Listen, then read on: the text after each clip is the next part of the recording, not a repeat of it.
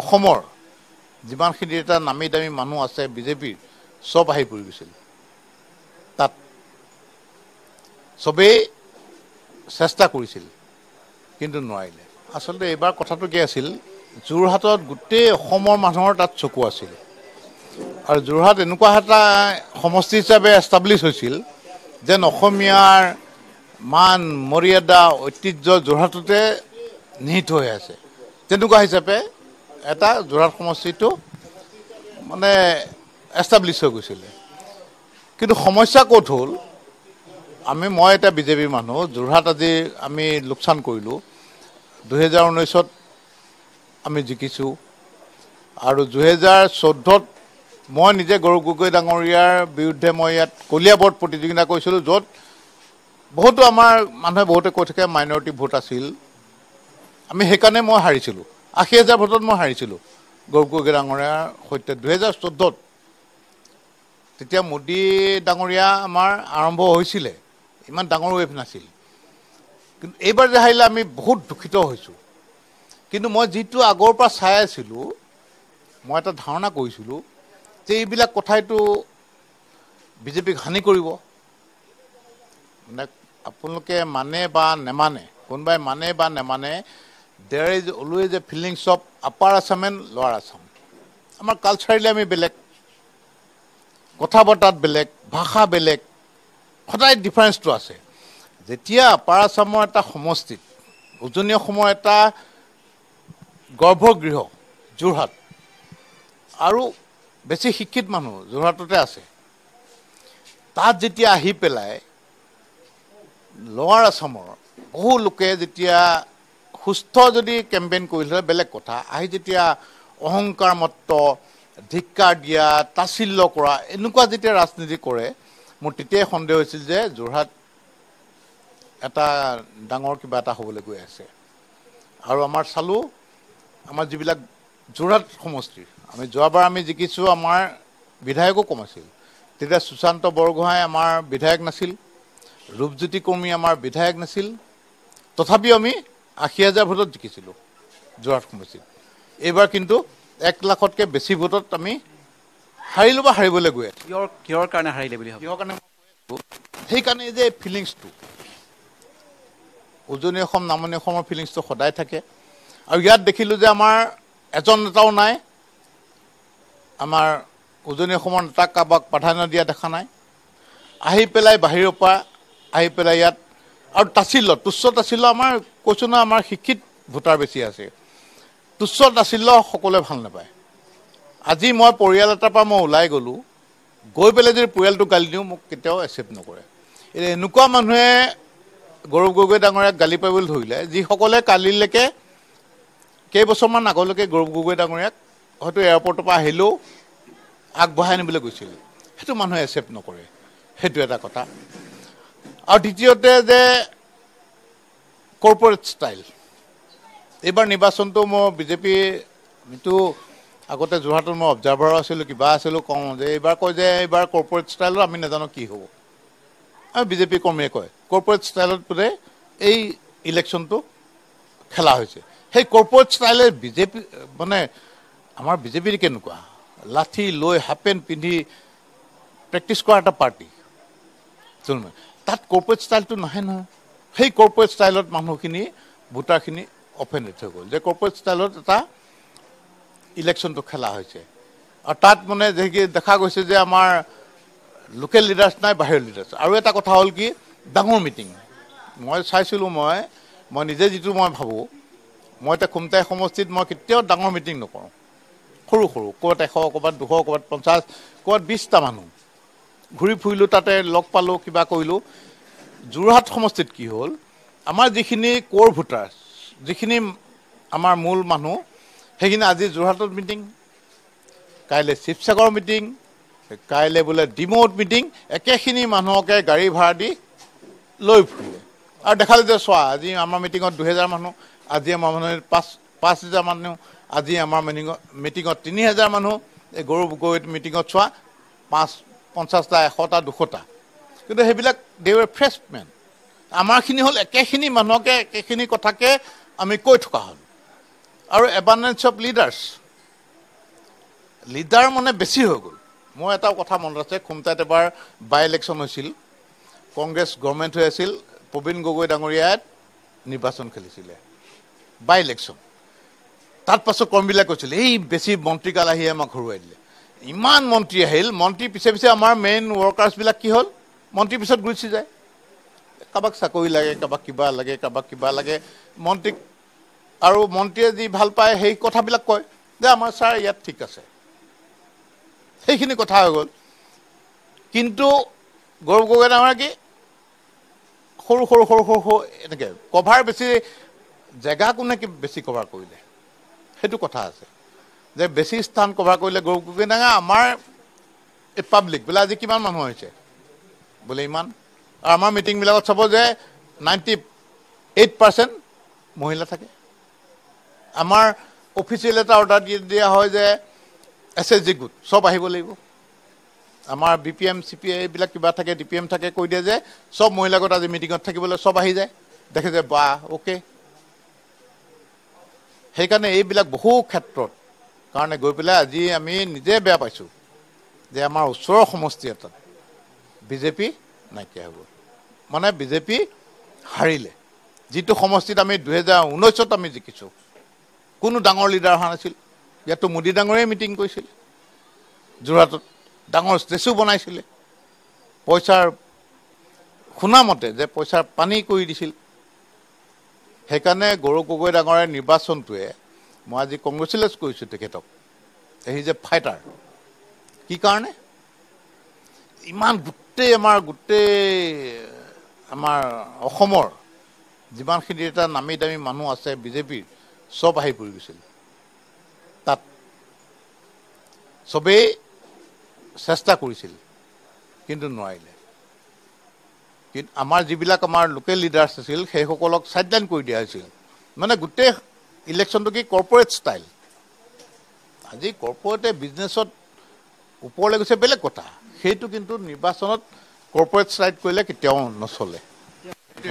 বহুকেইজন মন্ত্ৰী আহিছিলে, পীয়ুষ হাজৰিকা, জয়ন্ত মল্ল, তেওঁলোকে ইয়াত বহুদিন আছিল, থকাৰ পিছত তেওঁলোকে কিন্তু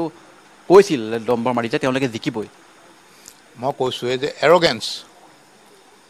এৰগেঞ্চটো বহুত ডাঙৰ বস্তু। আৰু মই কৈছোঁ যে কোনোবাই ভাল পাওক বেয়া পাওক,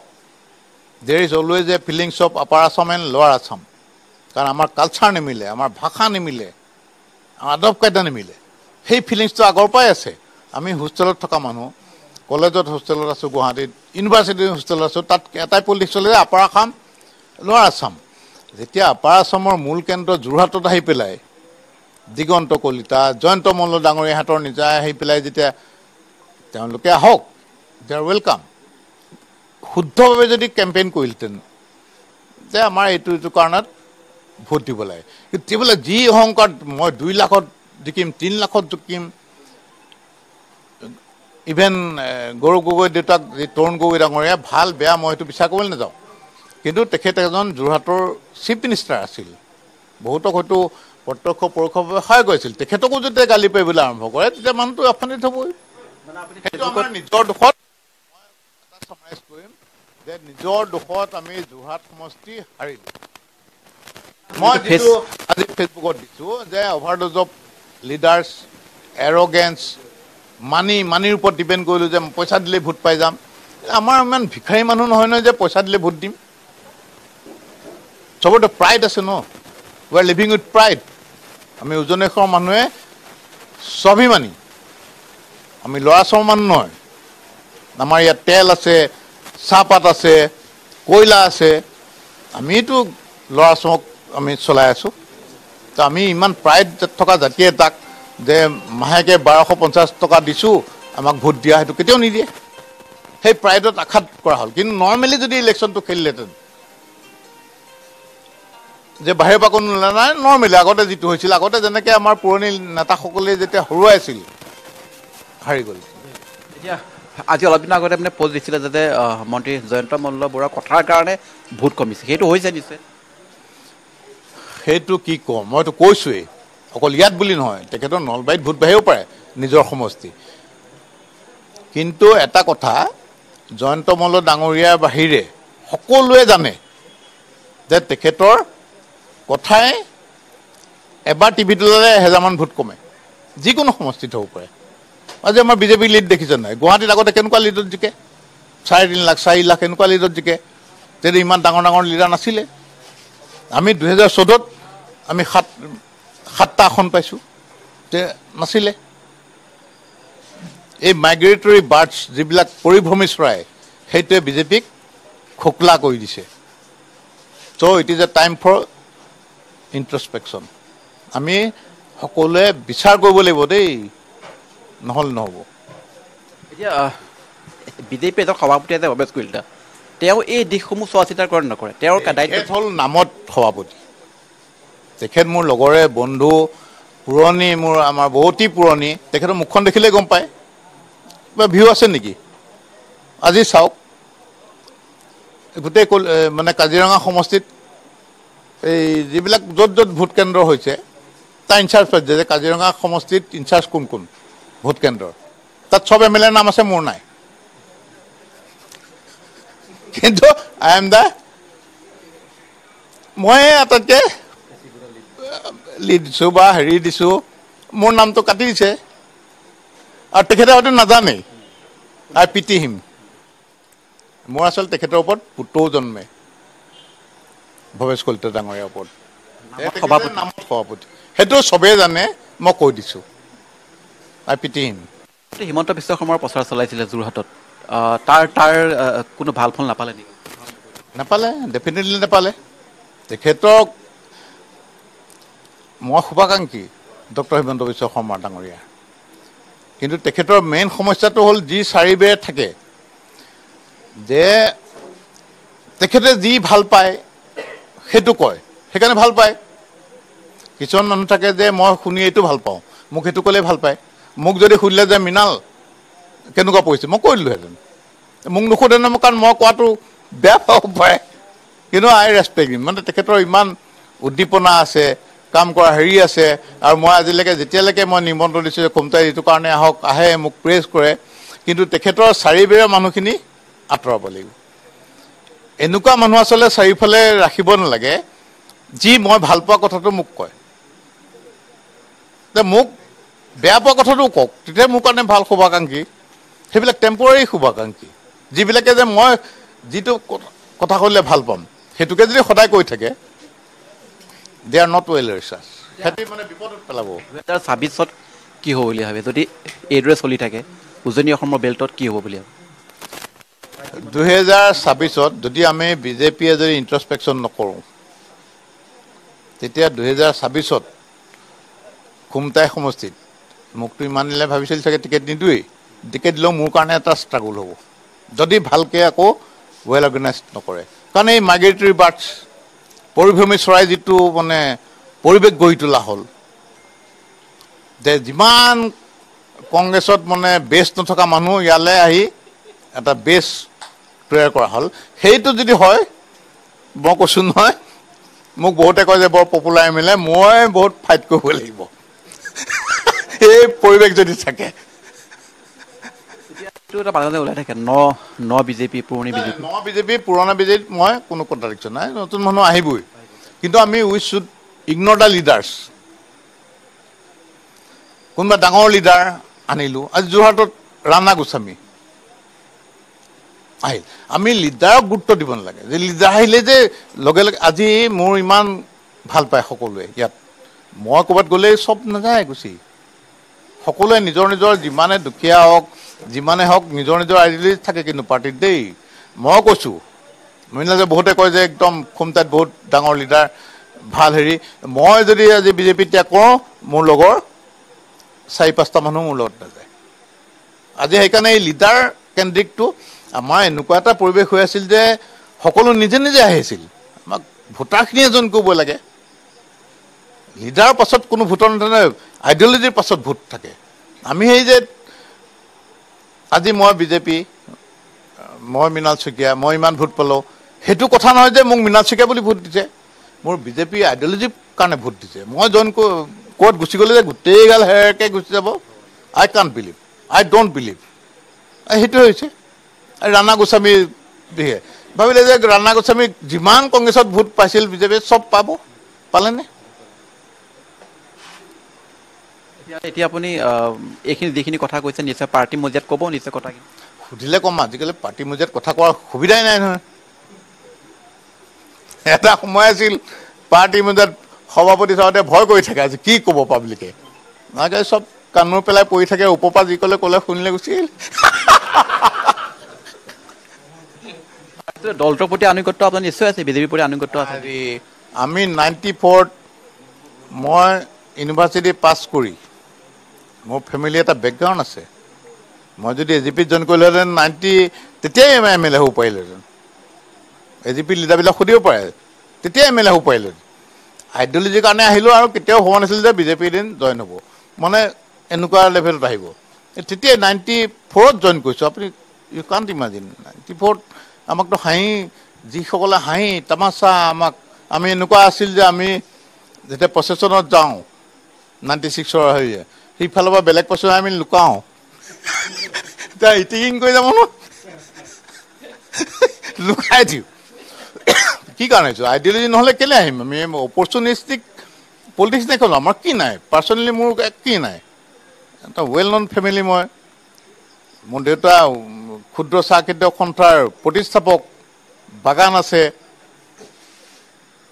সেইটো কথা নহয় আমি কেতিয়াও ভবা নাছিল যে বিজেপি এনেকুৱা হ'ব কিন্তু আমি এই আইডিঅলজিটো ইয়াত আহিব লাগে সেই তেনেকৈ আমি আহি আছিলোঁ এইবাৰ যিদৰে 400+ আপকিবাৰ 400 পাৰ কোৱা হৈছিলে কিন্তু 300 পাৰ হ'ব নোৱাৰিলে সমগ্ৰ দেশত ইয়াৰ কাৰণ কি বুলি ভাবে তাক 400 পাৰটো এটা অহংকাৰী মন্ত্ৰ আছিল আমাৰ ৰাজুজী আমাৰ এজন যিটো RSSৰ পৰা এজন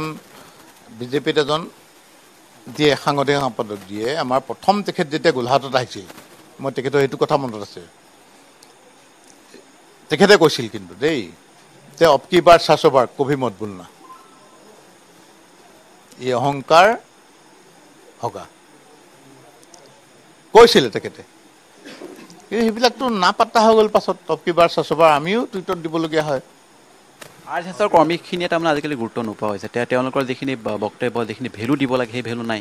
গুৰুত্ব নোপোৱা হ'লে নকওঁ এইটো যেতিয়া কৰ্পৰেট ষ্টাইল বস্তুটো RSS ক'ৰ পৰা আহিব আমাৰ গোটেই ষ্টাইলটোৱে কৰ্পৰেট ষ্টাইল হৈ গ'ল আৰু কৰ্পৰেট ষ্টাইলত এইবিলাকতো কাম নাই যে আমি কম্পিউটাৰ লৈ কোনোবা বহি থাকিব পঠাই দিম আমুকত পঠাই দিম তামুকত পঠাই দিম মানুহ উইন হৈ যাব সেইটো ষ্টাইলততো RSS টাইপ মানে কালচাৰ এটা সংগঠনৰ কোনো গুৰুত্ব নাথাকিবই ইম'চনেল টাচটো নোহোৱাই গ'ল তাৰমানে ইম'চনেল টাচ যিটো ঘৰুৱা ভাৱ মই এটা আপোনাক এক্সাম্পল কৈছোঁ আজি বিজেপি অফিচ ডাঙৰ অফিচ হ'ল আমাৰ ইয়াৰ পৰা এজন যিজন আজি ষ্টেট জেনেৰেল ছেক্ৰেটাৰী হোৱাৰ উপযুক্ত মানুহ কিন্তু তেখেতে কল্পনা কৰিব নোৱাৰে যে মই ষ্টেট এক্সিকিউটিভত সোমাম 95-6ৰ পৰা বিজেপিয়ে কৰি আছে তেখেতে 3-4টা মানুহক কিবা বিজেপি অফিচত এটা মিটিং পাতিছিলে গৈছিল আগতেও যায় তেনেকৈ গৈ পেলাই অফিচটো দেখি পেলাই ক'লে যে মই ইয়াত কেনেকৈ সোমাম নিজকে চালে মোৰ চাৰ্টটো কি পেণ্টটো কি ক'লে ব'ল ঘূৰি আহি পেলাই বেলতলা বজাৰত এটা নতুন চাৰ্ট পিন্ধি চাৰ্টটো সলাই অফিচত সোমাইছে সেই ষ্টেণ্ডাৰ্ডততো নচলে ন পাৰ্টি এটা আগতে আমি বিজেপি য'ত আছিল উজান বজাৰত আছিল আৰু ক'ৰবাত আছিল মানুহক বিচাৰ দিবলৈ আহে যে আমাৰ কিবা হৈছে কিবা কওক এতিয়া দম আছে নেকি কাৰোবাৰ